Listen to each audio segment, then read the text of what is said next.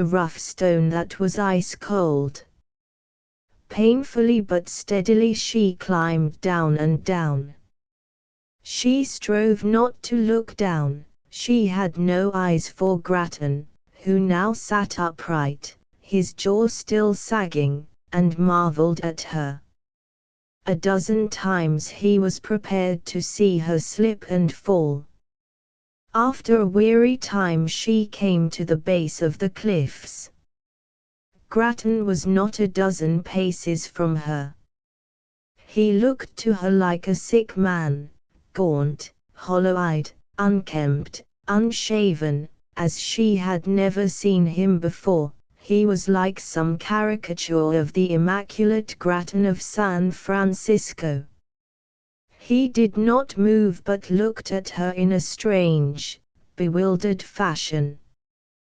Plainly he had had no knowledge of her being here. He could not explain her presence. He was every whit as dumbfounded as he would have been had she dropped down upon him out of the sky. Seeing that he made no attempt to move, she started to come to him. She was standing upon a rock. She stepped off into the snow, and in a flash had sunk to her breast. A cry broke from her as thus, for the first time in her life, she learned what it was to seek to force a way through deep, loose drifted snow. Feather-light in its individual flakes, in mass it made haste impossible. To push on 6 inches through it was labor, to come a dozen paces to Grattan was hard work.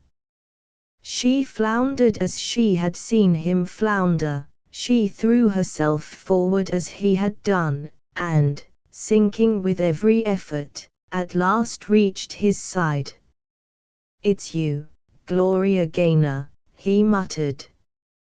"But I don't understand. I came with Mark King. The storm caught us. Just as it caught you. But you must come with me. If you lie here you will be chilled, you will freeze. Later we can tell each other everything." He shook his head. "I can't," he groaned. "I am more dead than alive, I tell you. I have been living through days and nights of hell, hell populated by raging demons. I have been since before dawn getting here." He cast a bleak look up along the cliffs and shuddered. "I'd rather lie here and die than attempt it." Once more Gloria was urging and pleading. But in the end she gave over hopelessly, seeing that Grattan would not budge. And it was so clear to her that he would perish if he lay here. "There's a hole in the cliffs just yonder," Grattan said drearily. "God knows what wild beasts may be in it. But I was going to crawl in there when you called." Then Gloria saw for the first time the opening to that cave which in Gus Ingall's Bible had been set down as Cave Number 1. It was almost directly under King's Cave, at the base of the cliffs. The snow came close to concealing it entirely, as it was. Just a ragged black hole showed a couple of feet above the snow line.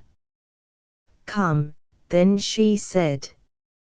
"Let's see if it's big enough for a shelter. It may do as well as the other." Grattan heaved himself up with a groan.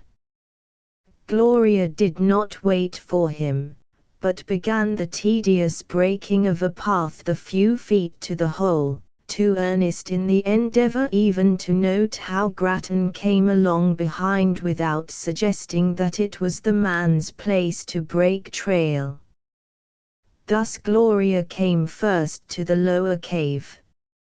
She hesitated and listened, her fancies stimulated by his suggestion of storm-driven animals, and sought to peer into the dark. She could see nothing. she heard nothing.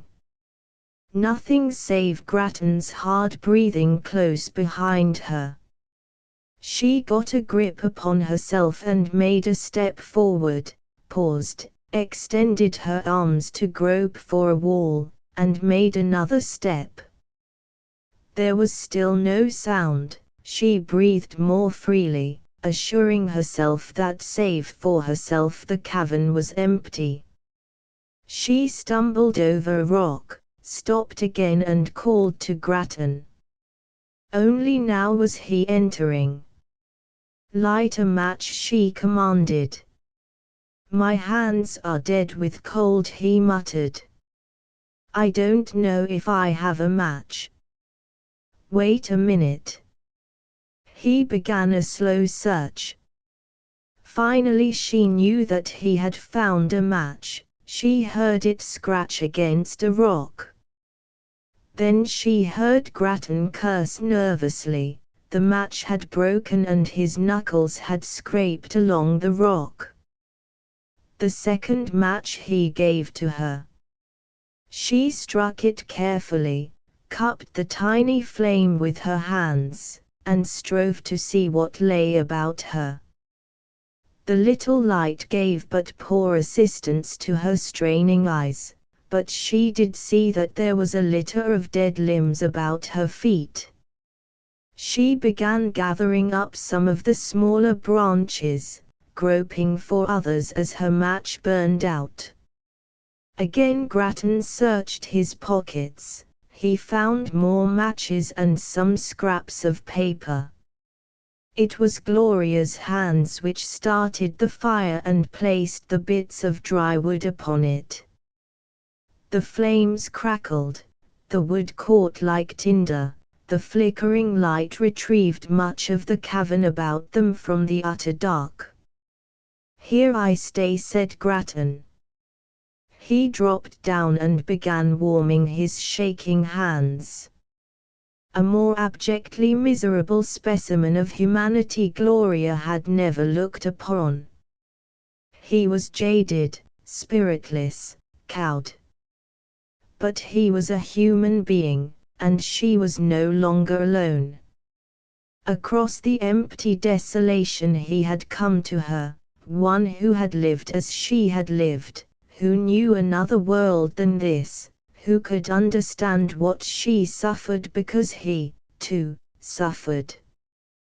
There came a space of time, all too brief, during which her heart sang within her.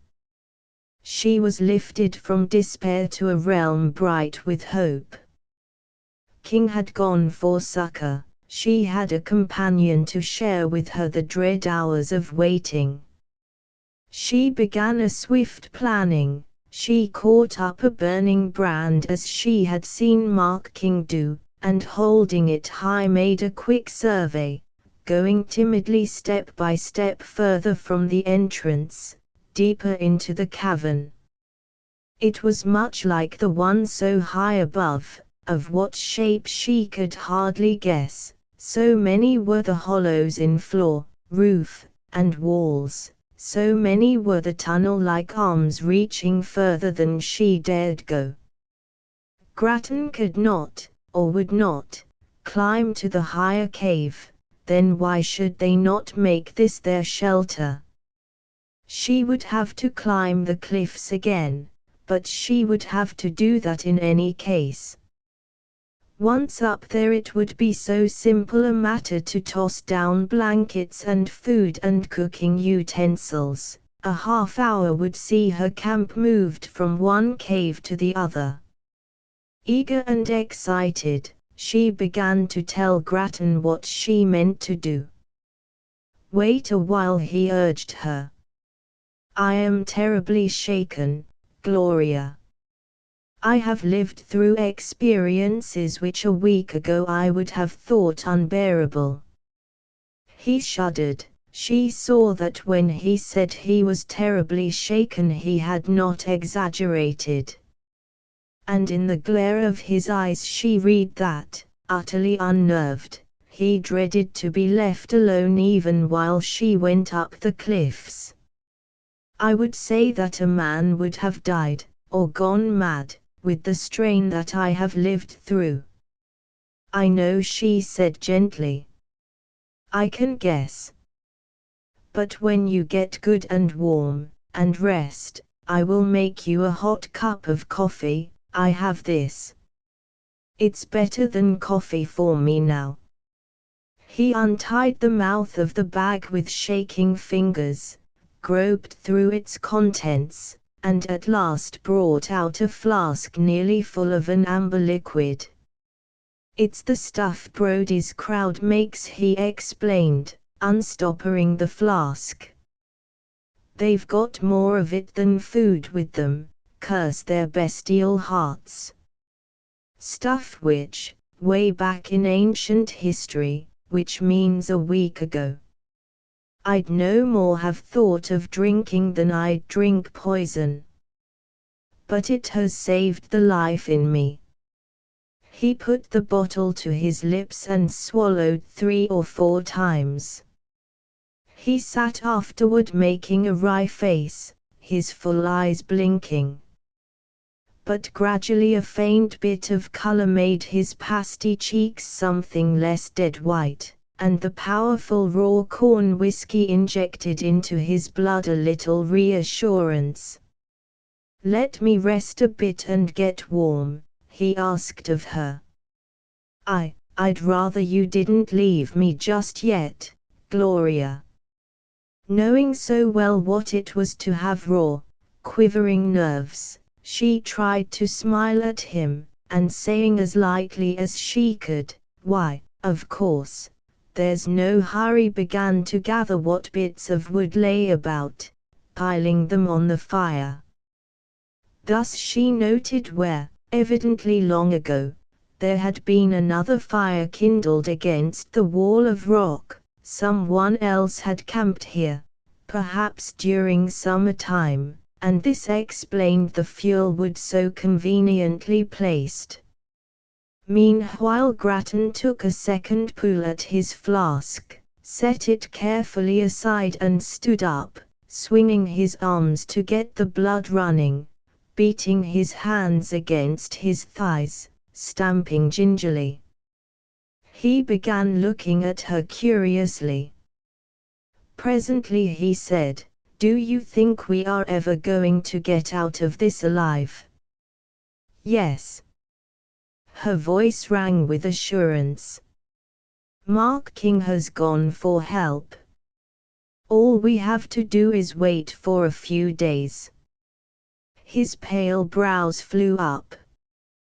"King? He has gone. He has left you alone here?" Again she said, "Yes." Grattan began plucking at his lip, striding up and down now. It became obvious to her that there had been nothing wrong within him beyond what his frantic terror had done to him. Perhaps, left alone, he would have died out there in the snow. Now, having already leaned on her, having her company and the hope she held out, he began to look his old self. "Now I'll go for the things in the other cave," she suggested. "And as an afterthought, now that you are feeling better, perhaps you will go up with me and help." "Why?" he said. "Why, of course. Yes, we'll both go." For in his new mood, warmed by the fire and the raw whiskey, and, further, having seen that she had done the thing with no mishap, he was willing to do what before he could not do. "Come," he said. "Let's hurry." Along the paths they had already made it was a much easier matter to make the return trip. At the cliffs Grattan allowed Gloria to go ahead, since she knew the way up and he did not. He followed her closely, and at first with little difficulty or hesitation.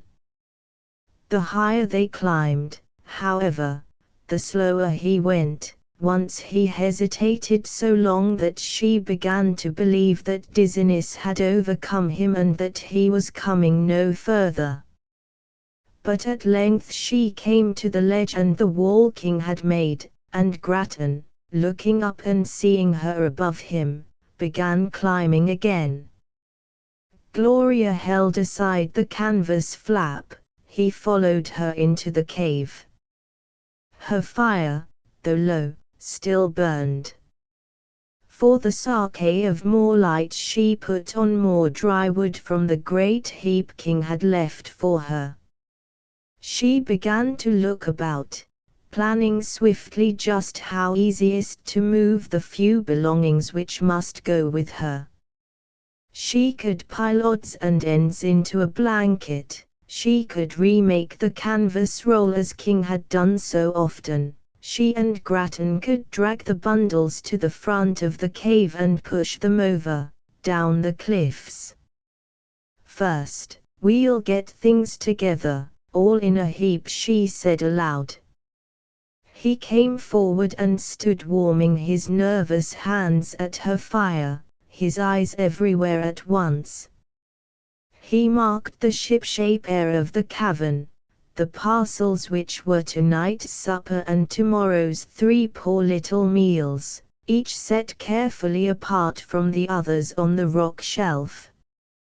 He saw how the firewood was piled in its place, not scattered, how Gloria's bed and King's looked almost comfortable because of the fir boughs, how the clean pots and pans were in their places. Then he turned his full eyes like searchlights upon the girl. "And you," he said, marveling, "you actually came with a man like King into a place like this?"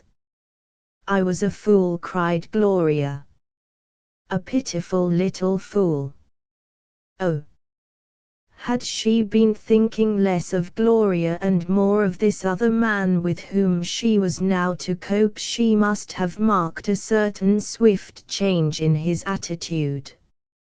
It became less furtive, more assured. His eyes left her to rove again, lingered with the 2 couches, and returned to her. "You found King wasn't your kind," he announced. "You have quarreled." "From the very beginning," she replied quickly. "He is unthinkable. I would have left him long ago, only there was no place to go." Grattan finished it for her. "And now," he continued slowly, studying her, "you are willing to come with me?" "Yes," she told him unhesitatingly. But he offered musingly, "You refused me once," and turned to him. "Haven't I told you I was a fool? I didn't know then quite what men were, some men." She was not measuring every word now. She meant simply that she was determined to have done with Mark King, holding bitterly that she hated him, that she would go to anyone to be definitely through with King. Yet he had time to weigh her words and draw from each one his own significance. His eyes followed her as she gathered up her few personal and intimate possessions, comb, brush, little silken things of pale pink and blue. A faint color seeped into the usually colorless lips at which his dead white teeth were suddenly gnawing. When she saw the look in his eyes, she stared at him wonderingly. "What is it?" she asked, her voice puzzled. "What is what?" Grattan laughed, but the look was still there. His eyes did not laugh. "What makes you look like that? What are you thinking?" Now it was he who was vaguely puzzled. Then he shrugged. "I was just thinking how superb you are," he replied, not entirely untruthfully. for his ulterior thought had been reared upon the vital fact of her triumphant beauty.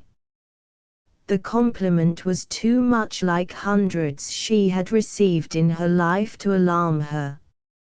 Rather, it pleased. What word of praise had she heard during these latter days? His voice sounded queerly, as though his breath came with difficulty. Maybe it did, since he was no outdoors man, and to him the climb up the rocks and the brief journey along the mountain flank was a painful labor. Certain it was that the faint flush was still in the sallow cheeks. Suddenly he lifted his hands, putting them out toward her. She saw again the strange look in his eyes. "Gloria," he said hoarsely, "you are wonderful.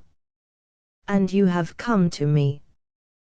Gloria met his rather too ardent admiration with that cool little laugh which had been her weapon in other days. She was not afraid of Grattan. Today she had led and he had followed. She had commanded and he had obeyed. Here was a pleasant change from King's masterfulness, and she fully intended to hold Grattan well in hand. "I came to you," she said frankly, "because I was a woman in distress and had no alternative. That there has ever been any unpleasantness between us does not alter that fact. You understand me, don't you?" He hardly heard her. To his mind the situation was clearness itself. Gloria had come alone into the forest with Mark King. She had been with him all these days and nights. But she and King had quarreled, tired of each other already, perhaps.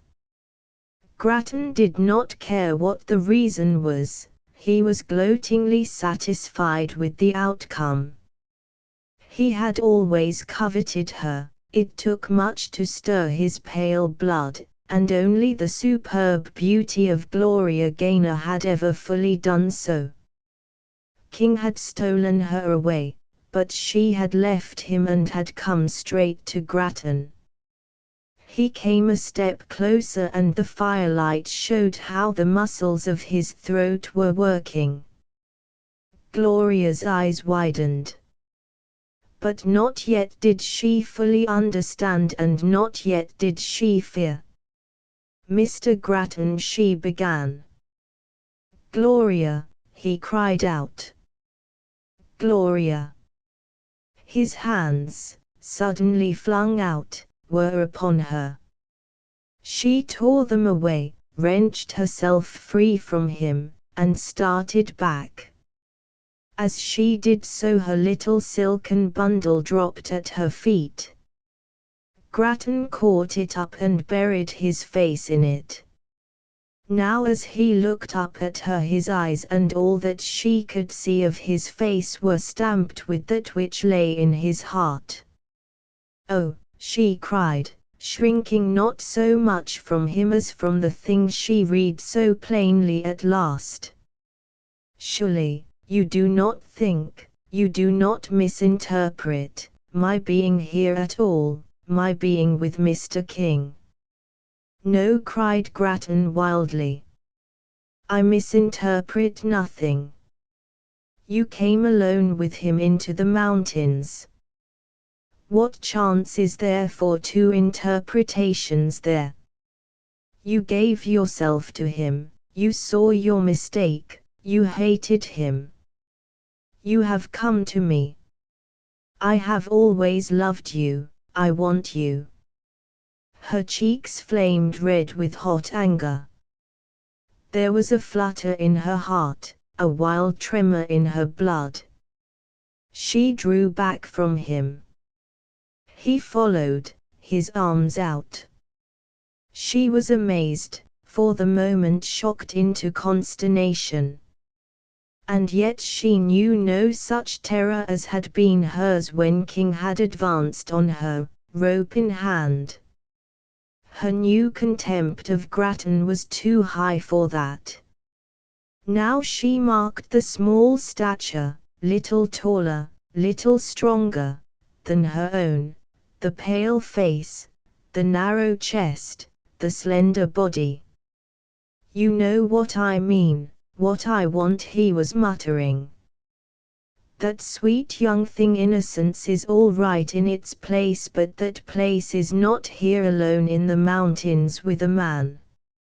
"Man!" she burst out scathingly. "You, a man?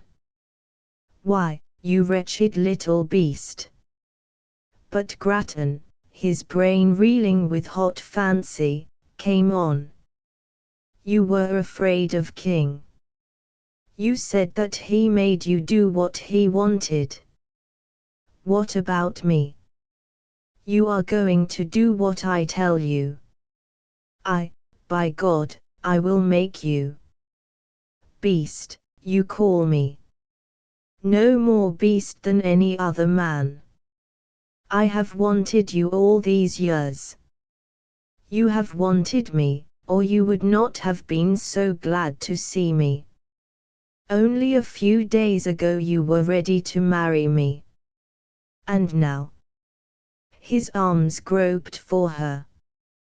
Gloria swept up a dead pine limb that lay by the fire and swung it in both hands and struck him full across the face.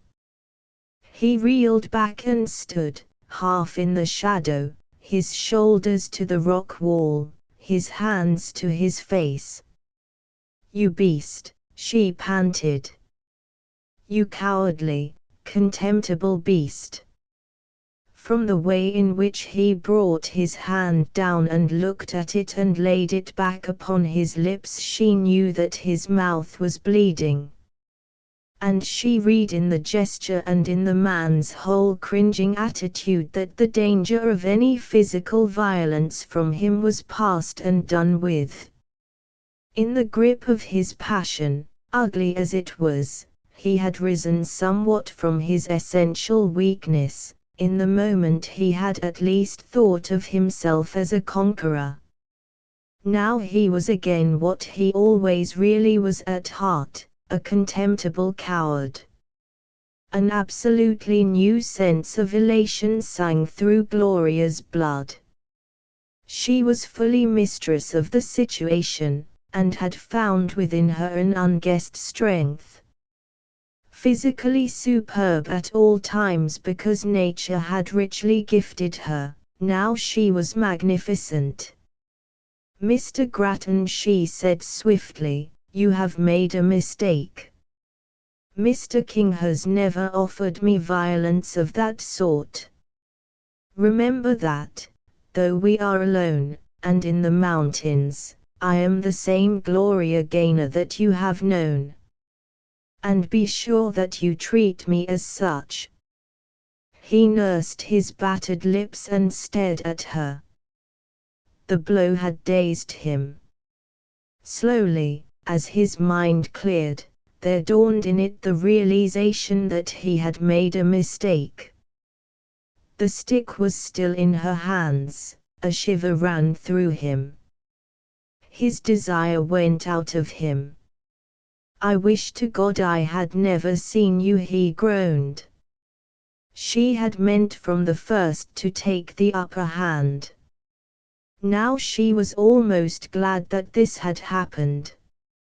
For now she was very sure of herself.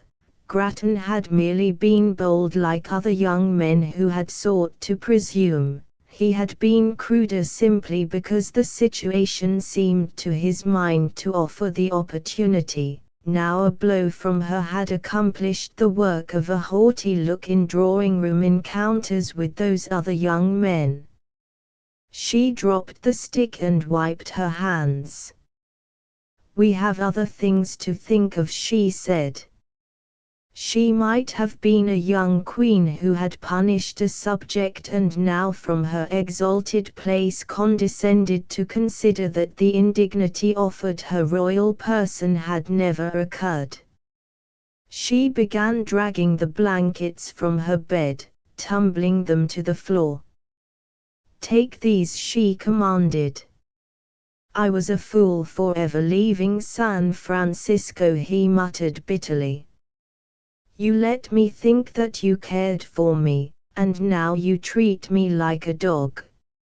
I spent time and money trying to be the one to find gold in these infernal mountains, and I find nothing but storm and starvation. I don't believe there ever was gold here." Gold. He stopped at his own words, his eyes flying wide open. During these later hours, fleeing from Brody's men, stumbling upon Gloria, swirled away by mad longings, he had not thought of gold. But here was King's camp, straight here had King come after Gloria had brought him her father's message and old Honeycutt's secret. Then the gold was here. The cupidity which in the man never slept long was awake on the instant. He began looking about him eagerly. King was gone. Then not for men to bring help to Gloria but to aid him in carrying off the gold.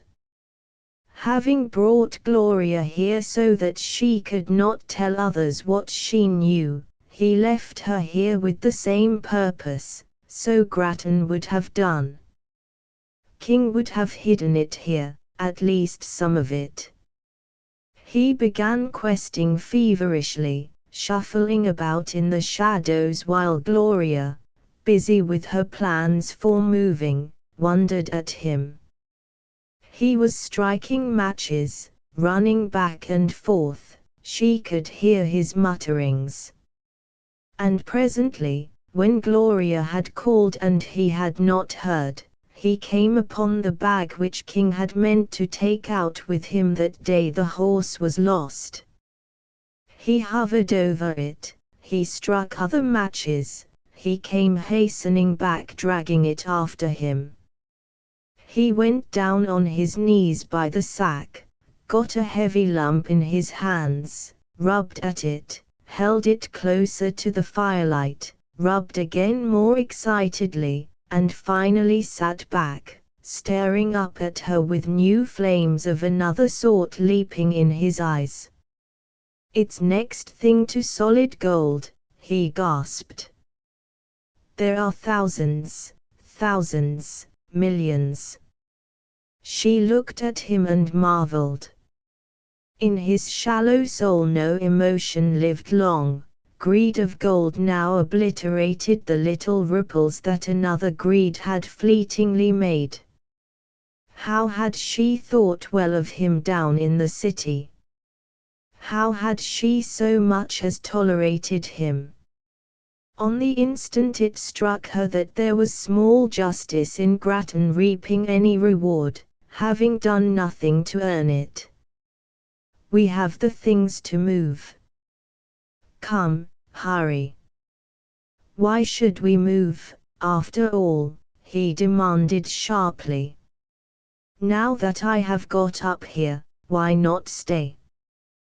There's wood here, everything is fixed up after a fashion.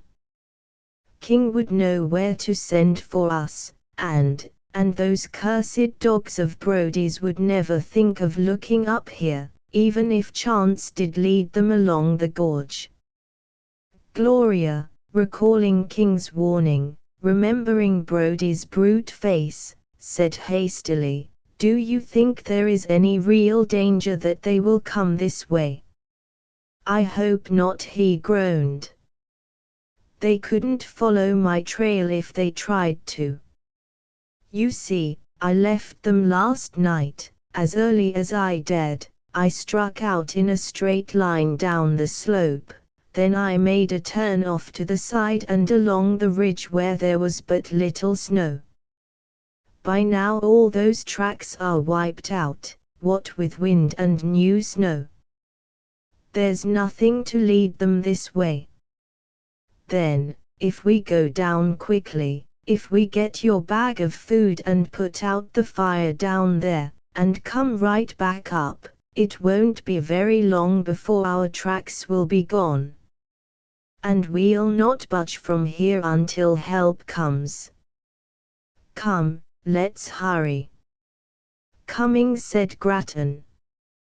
Yes, we must hurry. She went ahead and began to clamber down the cliffs. Halfway down she wondered why he was not following. She found a place where she could cling and look up. Thus she was just in time to see him, standing at the mouth of the cave, clutching a heavy bag. He had been tying the mouth of it. Now he cast it outward so that it fell, striking against the cliffside, and then rolling and dropping to disappear at last in the snowbank below. And then he began, though hesitantly, to follow her. That's one thing Mark King won't get, he announced with emphasis. At last he stood beside her in the snow. No matter how the game breaks, whether he comes back or not, and no matter who gets away with the rest, that bagful is mine. There's a fortune in it, and it's mine. He began tossing double handfuls of loose snow into the hole which the bag of gold had made. When I get a chance, he muttered, I'll move it somewhere else. His avarice disgusted her. Just now the thought of gold sickened. We are wasting time, she reminded him. He followed her again, casting a last look behind him, then looking up at the sky, grey everywhere except for a long patch of blue. What we want is another 3 or 4 hours of steady snowing, he was saying when they slipped into the mouth of the lower cave. Enough to hide that and to cover up our paths. Gloria was already trying to put out the fire. If ill fortune should lead Brody's crowd here, it would be just as well if they found no smouldering sticks to tell them that the fugitives had been here so short a time ago and could not be far off. She called to Grattan to help her. He stamped out burning brands while she hastened back and forth, bringing handfuls of snow with which to extinguish the last glowing coals. She worked vigorously and swiftly, he only half-heartedly, since his thoughts were elsewhere. Maybe, he said thoughtfully, I'd better bring that bag in here and hide it somewhere, far back in the dark. No, she said. Leave it where it is. We must hurry back to the other cave. But he grew stubborn over it. The storm might end at any time, the sun might melt all this fluffy snow, the bag then would be for anyone to see. Heedless of her expostulations, he left her extinguishing the fire and went back for the gold. He was gone several minutes, digging after it. She had finished her task when he reappeared, dragging the heavy sack after him. He disappeared swiftly, going into the deeper dark of the further end of the cave. She heard him moving with shuffling feet. What a treacherous, thieving, petty animal he was, she started and whirled about. There was a new sound in the air, a low mumble, a vague murmur. Men's voices. Outside, coming nearer swiftly, were men. Her first thought was of King, then she knew that it was too soon for him to have gotten out of the mountains, found assistance, and returned. A deep, heavy bass voice drowned out the others. It was like a low-throated growl, ominous, sinister. Gloria whirled again, this time toward the dark into which Grattan had gone. Blindly she hurried after him, she stumbled but kept on.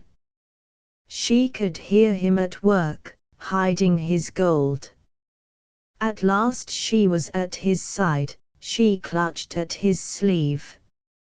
"Listen," she whispered. "They are outside. They have followed you." She felt his arm stiffen as from head to foot he grew rigid. She heard his breath whistling through his nostrils. She could hear the beating of his heart, or was it her own? The voices came nearer, rose higher. Grattan began to shake as with a terrible chill. "If they find me, oh, my God, if they find me, Benny killed a man he thought had the bacon, I had it all the time. My God, Gloria, if they find me, she commanded. Be still. Maybe they will go by." The voices came nearer, passed on. 2 or 3 men out there were speaking at once, then all were silent. The silence lasted so long that Gloria began to breathe again. Surely Brodie and his men had gone. Then again came Brodie's deep, sinister voice. "Back this way, boys," he shouted. "He's gone in here. We've trapped the dirty white rat." Gloria and Grattan clung to each other, too terrified to move. Chapter 8. Grattan, had he been left to his own devices, would have stood stock still where he was, frozen to the ground in terror. Gloria tugged at him, whispering over and over, "They are coming. Don't you hear them? Quick! We must try to hide." At last he seemed to awaken from a trance. He started and began hurrying with her, crowding by her, stumbling on ahead in the darkness, seeking the cave's unfathomed depths of darkness. She heard him stumble and fall. She ran blindly and caught him by the arm again, whispering fiercely, "You must be silent. If they once hear us we have no chance. If we are still, maybe they won't find us." After that he moved more guardedly. But still he crowded ahead. Once in his excitement, when she brushed against him and he thought that she was going to get in his way, he shoved her violently aside. It was then that Gloria, looking back, saw Brodie's great bulk outlined against the snow outside. He came in, she saw his rifle, his figure was absorbed in the shadows. She saw other men following him, how many she did not know. One by one they bulked black against the daylight, one by one, as they entered, they were lost among the shadows. She had bumped into a wall of rock. Grattan was there, groping in all directions with his hands. She could hear his quick, dry breathing. They could go no further. This was the end. Brodie called out loudly, his speech dripping with his habitual vileness. He shouted, "Grattan! Better step out lively like a man now. We got you anyway." Then he began to gather the scattered firewood. A match flared in his hand, his face leaped out of the dark like a devil's. Or a madman's, a man's mad with a rage which lusted for the killing of another man. Gloria's heart sank in despair, she felt as though she were going to faint. But all the time her hands, like Grattan's, had been groping. At the moment when she felt that her knees were giving way under her, she found where an arm of the cave continued, narrow, slanting upward steeply, cluttered with blocks of stone. She tugged at Grattan's sleeve. She crept into this place and felt him close behind her, crowding, trying to press by her. She gave way briefly, felt him scrape past, and began crawling, following. Again only a few feet further on she came up with him again. Once more he had come to the end of the tunnel. He was crouching, flattened against the rock wall. They were in a pocket with no outlet save the way they had come. She stood, turned toward the front of the cave, and waited. "Get a fire going, boys," Brody's rumbling bass was calling. Assured now of having run his quarry to earth, he took a wolfish joy from the moment. There was a horrible note in his laughter, booming out suddenly. "The little skunks run to a hole, we'll smoke him out." He spoke of Grattan as though he were a frightened animal, and like a frightened animal Gloria felt. She stooped and looked toward the pursuers, thus only could she see them, since when she stood erect the irregularities of the rocks above hid them from her. Brody lighted his fire. The other men, dully she counted them now, there were 5 of them all told, were gathering wood, heaping it on. The flames leaped, crackled, lifted their voices into a roar, volumes of white smoke shot out, thinned, were gone. The light flared higher, brighter. Dark corners and crevices were made palely white. She could see the faces of the men now, their eyes reflecting the fire, looking like the eyes of wolves. Brody carried his rifle as though he fully intended using it. At his side Benny Rudge fidgeted and blinked. By Benny stood that scarecrow of a man, Braille. Close by, interested spectators, were the squat Italian and the man who had brought the judge to marry her to Grattan, the leering Steve Jarrold.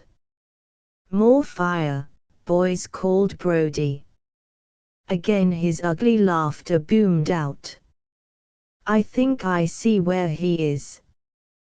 Whether or not Brody already saw them, it appeared clear that immediate discovery was inevitable.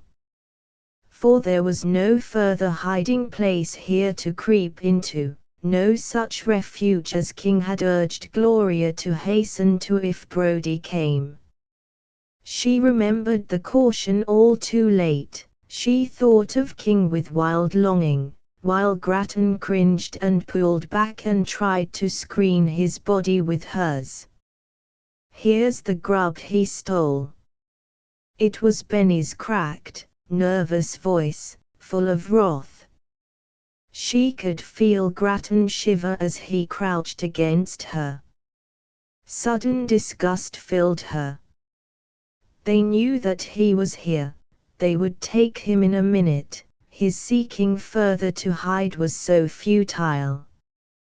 And yet he was not man enough to stand forth at the end.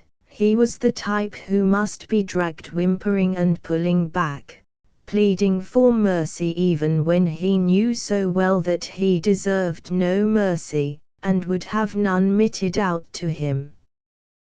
Grattan had his one last chance to show if there was the spark of manhood in him. They did not yet know of Gloria's presence, and had he stepped out now, he might have given her a chance to remain unseen. But no such heroism suggested itself to Grattan. "Come on," Grattan shouted Brody. "Or do you want me to begin shooting from here?" The light of the fire flared higher, brighter. The eyes of the men who had just entered from the outside were growing accustomed to this place of shadows. Suddenly the man Gerald called sharply, "There's someone with him." "There's two of 'em, Brody." "Go easy." Brody cursed him for a fool. "I don't care how many's with him or who they are," he bellowed. "The grub-stealing thief has got his coming to him. Step out, you lily-livered sneak, and take your medicine." "That's all right," muttered Gerald. "But it won't hurt to see who they are first, Brody." "Grattan's got no gun with him," cackled Benny Raj. "Neither's that other guy. Come ahead, Steve. Me and you'll pull 'em out." Gloria pressed back against the rock, her flesh quivering. She saw two men and then another two coming toward her. The first sound broke from Grattan's lips now, a little gurgling moan. The men came on, one had heard and laughed. Then Gloria, with more shuddersome thought of rough hands upon her than of a rifle ball, broke away from her cowering companion and came hastily to meet them. "I'm coming out," she cried out to them. It was all that she could do to hold herself erect and come back into the more open cave. Gerald and Benny and the men after them came to a dead halt and stared at her. In the flickering half-light she looked a slim frightened boy. "All of a sudden the woods is gettin' all cluttered up with folks," grunted Benny. "Who in blazes are you, kid? And where's your mama?" His companions laughed, they laughed at anything. One of them, Steve Gerald, came closer to look into her face. She saw that his steps were uncertain, she had heard how thick was his vocal utterance, now she smelled the whiskey with which he reeked. A shout broke from Gerald. He clutched her shoulder with a great claw of a hand and drew her closer to him, his face thrust down to hers. "Let me go," she cried, trying to jerk away from him. "Easy does it," said Gerald. "Easy, kid. I'm of a notion I've seen that face of yours somewheres." "Never mind the kid," Brody was growling savagely. "It's Grattan first. Out with him, Benny." The others bore down upon Grattan. He had found his voice now, he shrieked at them, he begged shrilly, he battered them with his fists, striking weak, vain blows. Benny, though the smaller man, had him by the collar.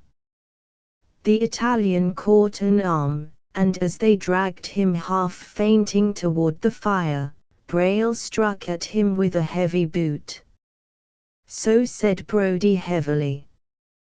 Grattan began an incoherent pleading, arrested impatiently by Brody's great voice. "Shut up. You've had your innings, it's mine now.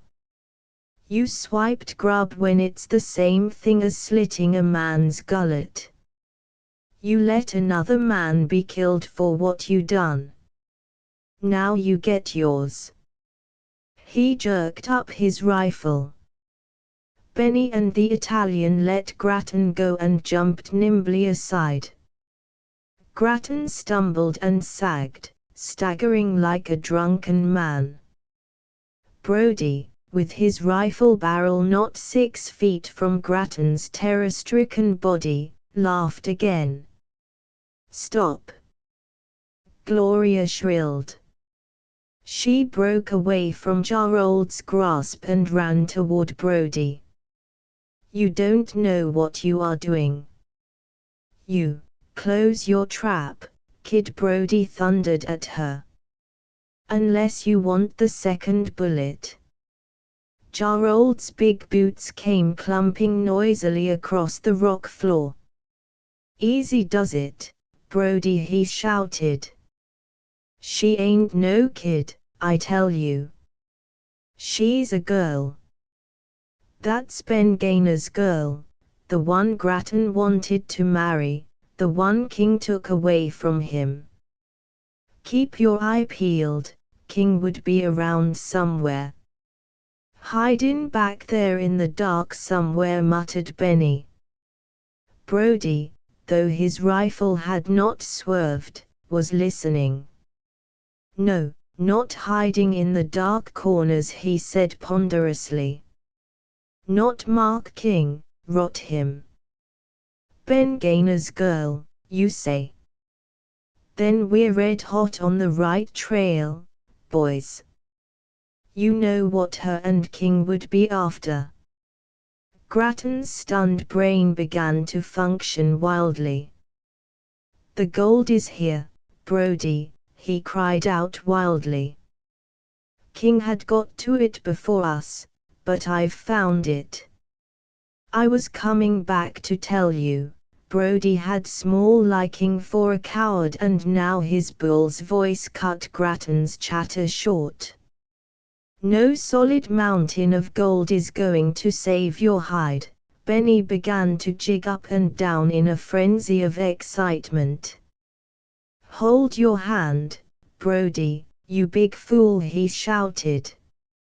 He even jumped to Brody's side and caught the rifle barrel, shoving it downward. If he does know where it is, give him a show to lead us to it. Ain't you got any sense? Before King gets back. If you popped him off now, how would we know where to look? Brody snarled at Benny and whipped the rifle clear of the nervous clutch. But he understood what Benny had in mind and saw wisdom in obeying the command to hold his hand. His gross, heavy-muscled face, half in light, half in darkness, showed a look of hesitation. Grattan began a rapid, vehement talking, explaining, arguing, pleading. He had not meant to steal the food, he could lead them to the gold, he wanted none of it, all that he asked was to be allowed to live. Shut up! Brody cried again disgustedly. You ain't dead yet, are you? So's you keep your lying face closed, I'll give you one show. Step lively, where is it? Grattan, like a hound in leash suddenly freed, turned and sped toward the spot where he had hid the gold. Brody, his rifle shifting in his hands, leaped after him, keeping close to him. Grattan was down on his hands and knees, scratching among the loose stones like a dog digging for a buried bone. Brody put a heavy hand on his shoulder and jerked him back, hurling him to one side. Thus it was Brody who found the bag and dragged it forward to the fire, dumping its contents on the ground. Benny was with him now, poring over the heavy lumps. Braille, the Italian, Steve Gerald, all rushed forward and snatched up bits of the ore that had rolled from the sack. One of them shouted in wonder, another seized the nugget from his hands. They all talked at once. Benny squealed in high rage as Gerald shoved him backward. The Italian trod in the fire and cursed and kicked at it savagely, sending burning brands in all directions. Gloria had stood powerless to move. Now she saw that in their flush of excitement no one was looking toward her. She began slowly, silently, edging toward the side of the cave, toward the way out. Her one thought was to slip away while none noted her, to dart out and hurry up the cliff to come to the hiding place of which Mark King had told her. "I never see such gold, and me an old-timer in the mines." It was Steve Jarrold muttering. "It's like they took clean gold down to the mint and rolled it and lumped it into nuggets." This was broke off the mother lode. "Oh, my good." Gloria made another quiet step, and another. Still no one saw her. If she could only make half a dozen more steps before these men awoke from the first moments of a spell that had made them oblivious of everything on earth except that little heap of rock. Another step, she went quicker, their backs were toward her. And still no one saw. Yes, Grattan alone had seen. She made a quick frightened gesture. His jaw sagged open, he watched her with bulging eyes. She could read his thoughts so plainly. He was thinking of his own ultimate chances for life. He was screwing up his courage to make a dash for the open himself. His eyes followed her step by step. Oh, if only he would look in some other direction. If any one of them saw Grattan's telltale face, then Grattan began a slow withdrawal from the others. He meant to do as he saw her doing. "Heavy lacquer hell," the Italian was saying. "Just the gold do that." "Give me that," Tony snarled Brody. He snatched the mass from the other's hands. "That's the biggest nugget any man living ever saw." Gloria tasted the clean fresh outside air. She was within 3 paces of the line of snow. Then there was a sudden noise. Grattan, inching off backward, had stumbled over a dead stick. The men by the fire were startled out of their oblivion. Steve Jarrold, the one nearest Gloria, swung about, saw her, dropped what was in his hands, and lunged towards her. She made a dash for the exit. In 2 great strides Jarrold was upon her and had caught her by the shoulders, dragging her back. And Grattan stood again, his feet glued to the ground. She could see the flash of his teeth gnawing at his fingers. "Trying to make a sneak for it," boomed Brody.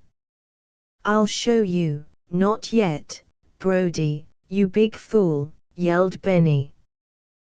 "This is only a sackful, and not full at that. It's the rest of it we're after. The whole lousy mess. He's got to show us where this come from." "I am not trying to get away," said Grattan, though his tone did not convince. "Haven't I made good already? Haven't I kept my promise? Am I not ready to do whatever I can?" "Talk's cheap," retorted Brody. "Get busy, then." Grattan, struggling already in the meshes of the net drawing ever tighter about him, pointed to Gloria with shaking finger. He swallowed twice and moistened his lips to speak. "King found it first. She was with him. I made her show me the sack of gold. I was going to go back to your camp, to tell you." "Cut it," commanded Brody. "Leave out the lies and talk straight and fast. Where is the rest of it? Where did this come from?" "I'm trying to tell you," said Grattan hurriedly. There's another cave, up above. That's where King had his camp, that where's I got the sack. It's up there, no wonder she wanted to skip out, jeered Steve Jarrold, his great bony hand locked about Gloria's shrinking shoulder. His ill-featured face, the small, pig eyes, always jeering, the black bristle of beard, not unlike a hog's bristles, were thrust close to her face. "Where's King all this time?" he demanded. "Up in the other cave, maybe." "No," she said dismally, seeking to jerk away from his evil glance and whiskey-laden breath. "He has gone, that's good, let him go." "We don't care, do we? Eh, girlie?" But again his hand tightened until the hard fingers hurt her. "But gone where?"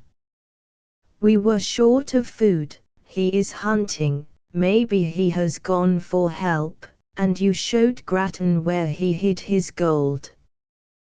"That's a nice little she-trick, ain't it? Well, while the showing's good, lead us to the rest of it." "That's the eye," Steve said Brody. He stepped forward, shoved his rifle muzzle against Grattan's body, and commanded, "You, two. Go ahead, you and her, and show us the way. And no monkey business, either of you, or I'll blow a hole square through you." Grattan, grown nimble, darted ahead with Brody always close at his heels. Gloria, forced on by Jarrold, came next, and after them the others.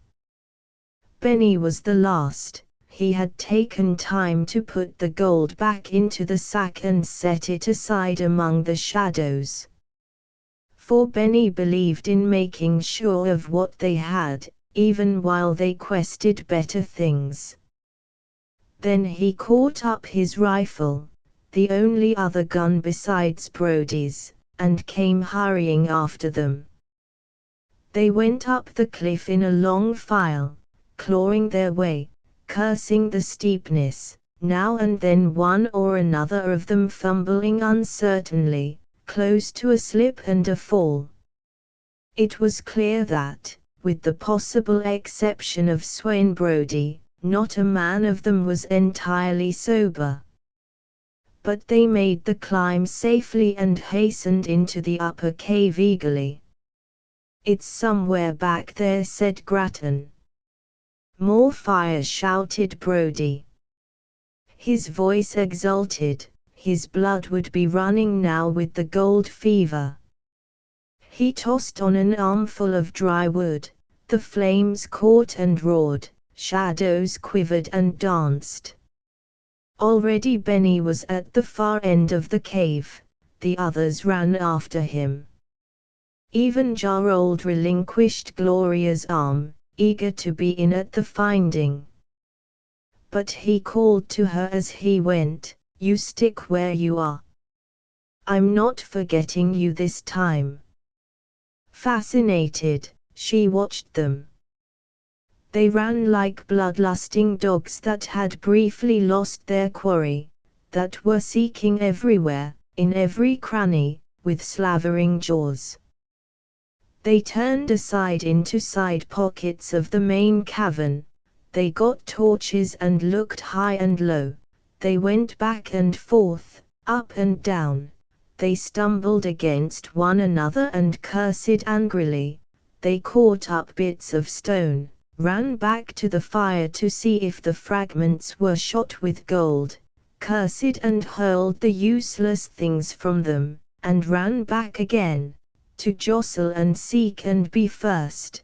They were not so much like dogs now as human hogs, fighting to get first into the trough. But they did not forget Grattan, and they did not forget Gloria. All the time both Brody and Benny kept their guns in their hands, 2 significant looks had been all that was needed to keep their 2 prisoners in mind of the fact that no escape now was possible. To Gloria it seemed inevitable that in this quest which overlooked nothing, and which as time wore on grew less frenzied and more systematic, they would find what King had found before them. She tried to think consecutively. She recalled all that King had told her of these men, all that Grattan had hinted at. She recalled with a shudder the look in the moist eyes of Steve Jarrold. It seemed to her that her only slim chance for safety lay in their finding the gold. For only gold, gold unlimited, could cause them to forget her. For an hour they sought tirelessly. It appeared that there were many fingers to the further end of the cave, narrow, irregular channels into which they pressed. Their faggots burned out, the smoke choked them, they coughed and cursed, came out for fresh air, dived into the dark again. The short day was passing, the entering light, where they had torn the canvas aside, grew dimmer. And still they searched. At last Brodie returned and stood looking from Gloria to Grattan. "One of you knows," he said shortly. "Which one?" "I swear to God," began Grattan. "Shut up. Then it's you." The little, shiny blue eyes, never so coldly evil, drew her own frightened eyes, fascinated and held them. "You know I don't know. All I know, don't lie to me. It'll do you no good." He lifted a hand and held it over her, the enormous fingers apart and rigid. "I'll make you tell." "Listen to me," she managed to cry out. "I don't know, I tell you. But I know where it might be. In a place you would never think of looking. Not in 1,000 years."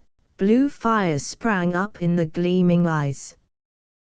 The other men, drawn close, watched and listened, their eyes alive with many lights.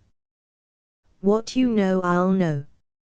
I'll choke it out of you, I'll tell you, if you will keep your hands off me. I'll make a bargain with you. I'll show you the place, if there's gold there, I don't care what happens to it, if you'll only agree to let me alone, to let me go." Brodie laughed at her. But Benny cried out, "Of course we'll let you go. What do you suppose we want of you? Once we get our hands on it she can go, Brodie."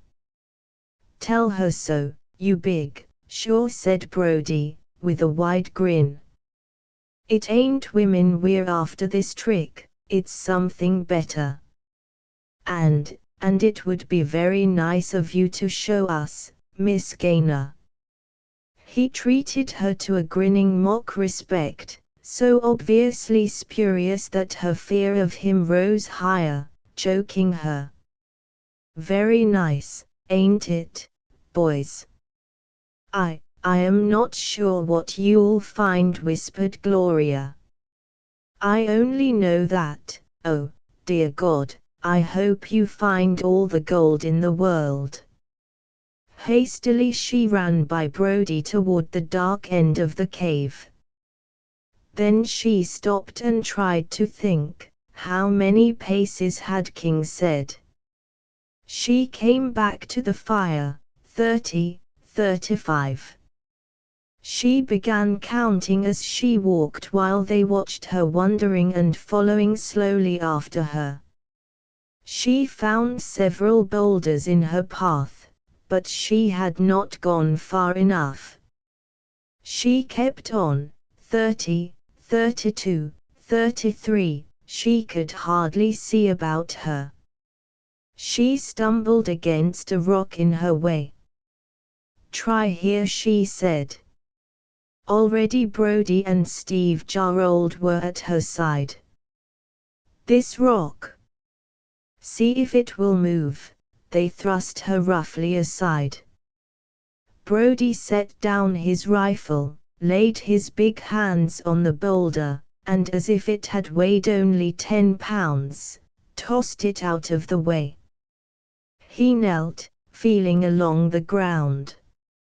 A sudden shout burst from him, "Down here! There's a big hole, there's a dark cave underneath. That's where it is."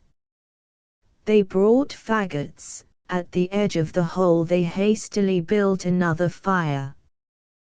They crowded round, peering down. Brody tossed a brand through. It dropped a short distance, a few feet only, struck, and began to roll. It caught against a rock, smoked and smoldered, and went out. Brody set his legs over the opening, called to the Italian to grab his rifle and keep an eye on Gloria and Grattan, and went down. The others crowded about the hole, waiting impatiently for him to go through, and then began piling down after him. Gloria could see their figures dimly. They went down and down along a long, steep, slanting passageway. They had smoking torches and looked like so many fiends in the bottomless pit. She heard them calling back and forth excitedly. They went on, still downward. She heard their grinding boot heels, but could no longer see them. Suddenly they were silent. Then there were swift mutterings. And then a great, triumphant, many-voiced shout. In Gus Ingall's treasure cache they had at last come to Gus Ingall's treasure. And, among other things, to the skeleton of Gus Ingall himself, sprawling here for 60 years in the dark over a great heap of gold. Chapter 6. Swain Brody, whose will had at all times directed, was now absolute dictator. Big and brutal and fearless, drunken with gold, he loomed above his companions, driving them, commanding them, swearing violently that they would do what he told them to do or he'd dash their brains out. "I led you to it," he reminded them in a great shouting voice. "But for me never a man of you would have smelled it. There's enough here to make 1,000 men rich, and that's lucky for you. But we've got to hold what we got, and we got to get out of here with it, somehow. That somehow is for me to figure out. And, being as one man's got to run any job and the rest has got to take orders and take 'em on the jump, you're doing what I say. If any man jack of you don't like that, let him open his head right now." "There's no sense scrappin'," muttered Benny. "And we're all satisfied, I'd say. But there's no call to start wavin' a red flag." "We're going down to the lower cave," said Brody. "Everything we can pry loose is going down with us. We'll pitch the loose chunks of gold over the cliff and we'll stow 'em away somewhere else, where King, if things break some way we don't look for, won't find 'em. We start right now, while there's daylight. What's more, we move our camp from down the cannon to the cave below. Steve Jarrold, you and Tony are elected to that job, and you'd better get a move on. Bring up what grub's left, and the blankets and stuff. The rest of us will start in firing gold overboard and putting it somewhere more safe, all that's loose. And at that, think of the great, big, wide, yellow, rotten soft seam of it down below. Where are you going to put it? Demanded Gerald. Not hiding it from you and Tony, Steve, cried Brody sharply. Put your suspicious ways in your pocket. And, if you're on the jump, you'll have our camp truck moved before we're done. Look alive, will you? A man never knows what's going to happen. Why not leave it here until we know? For one thing, because Mark King knows this place. Now, move. Come ahead, you other fellows. You, too, Grattan, we ain't forgot you. An uglier note crept into the harsh voice. You can help. And so can you, whirling on Gloria. Woman or no woman, you got hands and feet. Asterisk asterisk asterisk asterisk asterisk night, pitch black, had come when they had done. Gloria, scarcely able to stand from exhaustion, her body bruised, her hands and arms wounded from many a jagged rock as she had gone back and forth carrying heavy loads, went with the others into the lowest cave in which already the gold had been stowed away. She sank down wearily, she closed her eyes rather than watch the men about their fire, eating noisily, drinking noisily from the bottles which Steve and Tony had brought from their other camp. Trying to remain unnoticed in the shadows was Grattan. Brody, having commanded that a rude rock wall like King's be built across the mouth of the cave to shut out the cold, and having labored with the others at the task, came back to the fire. He took a long pull at a bottle, emptying it and smashing it to tinkling fragments as he hurled it behind him. He caught up a big piece of dried beef and gnawed at it like a dog. Though Gloria kept her eyes away from him, she could hear the tearing and grinding of the monstrous teeth.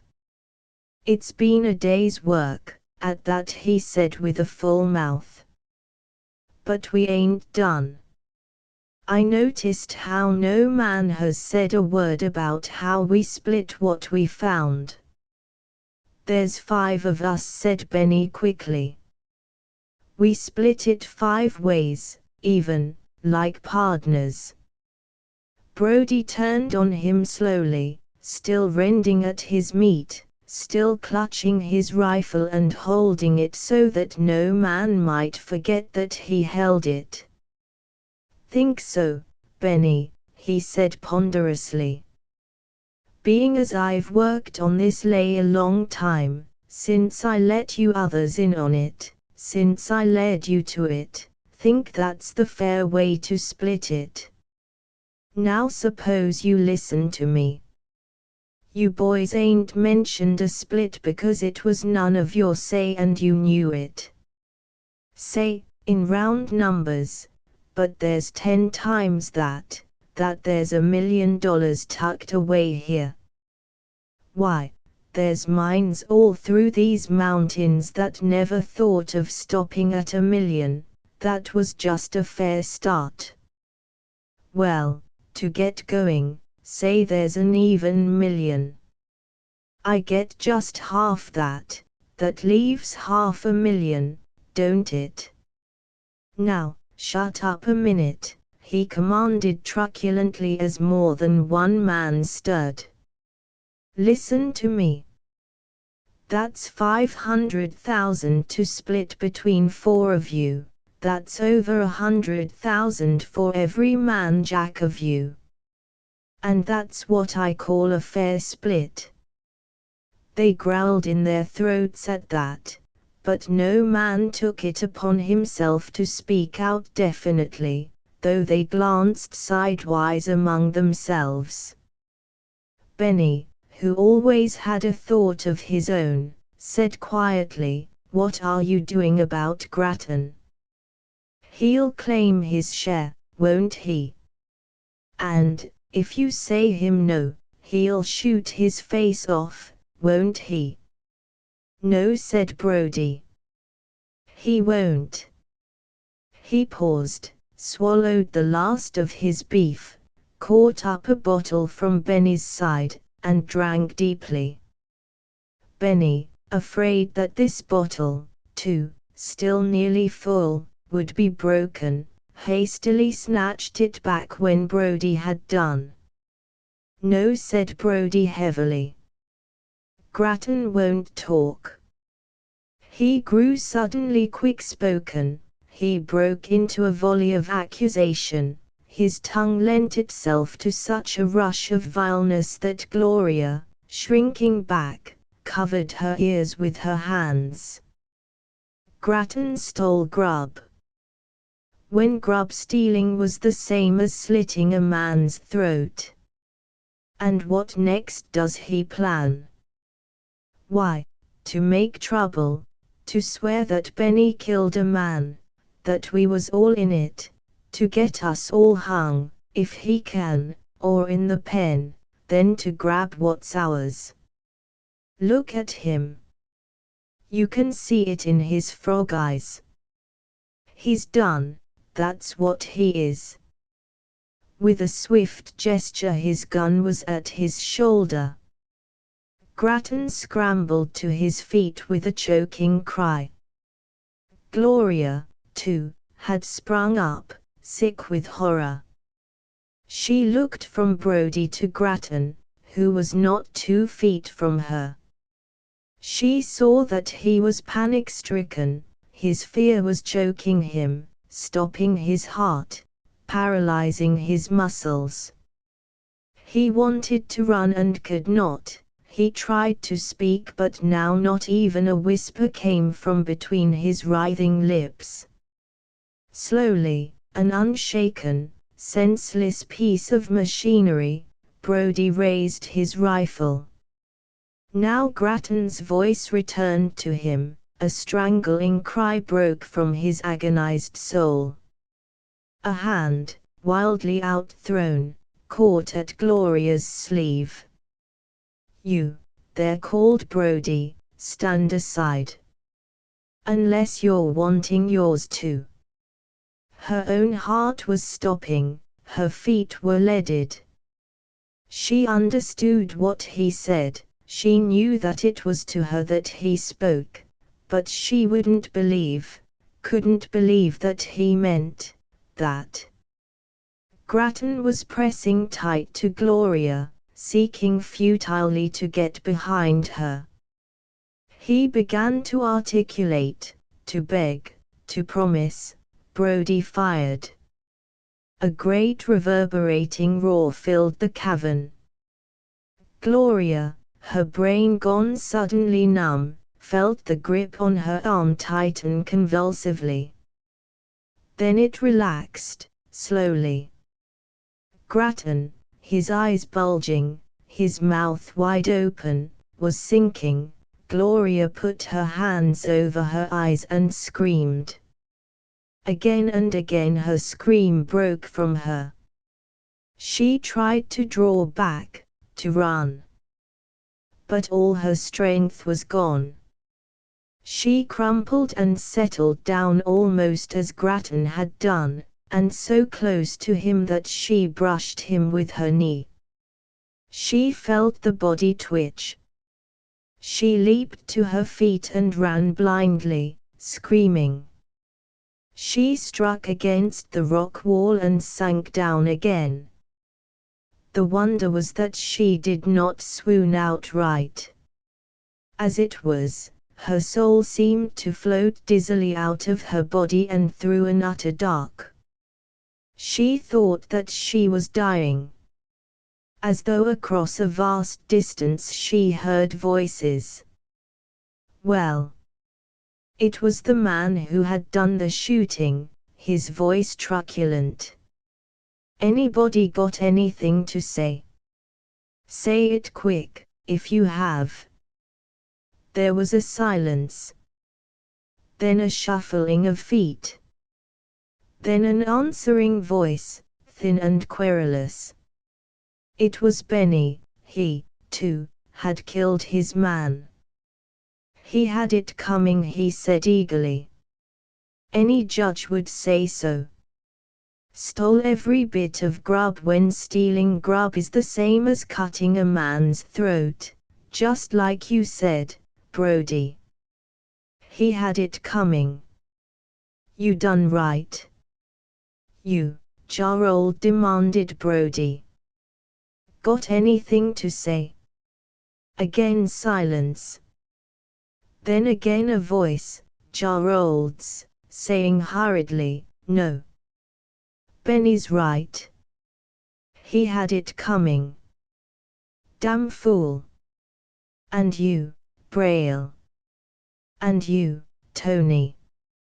Got anything to say? Talk lively. Braille and Tony, like the others before them, were quick to excuse Brody's act. They spoke briefly and relapsed into silence. Then, beginning far away and coming closer with the speed of an onrushing hurricane, Gloria heard heavy feet crunching in the dirt and gravel. A hard hand gripped her shoulder, jerking her to her feet. You, friend, said Brody. What have you got to say about it? She hung limp in his powerful hand, speechless. He dragged her closer to the firelight, peering at her with his red-flecked eyes. Don't forget who she is, another voice was saying. Steve Jarrold's. Remember what I told you. It was as though he prided himself on the fact that he alone knew her for Gainer's daughter, and from it derived a sort of ownership of her, for while the others had never caught a glimpse of her until now, he had filled his eyes with her before. We got to think this out. She came along with King. Got enough of him and switched to Grattan. That's like a woman. Brody let her slip down and turned away from her. His mood was not so soon for a woman. See, she keeps her mouth shut, he said threateningly. If she ain't got sense enough for that, she ain't got to go on living.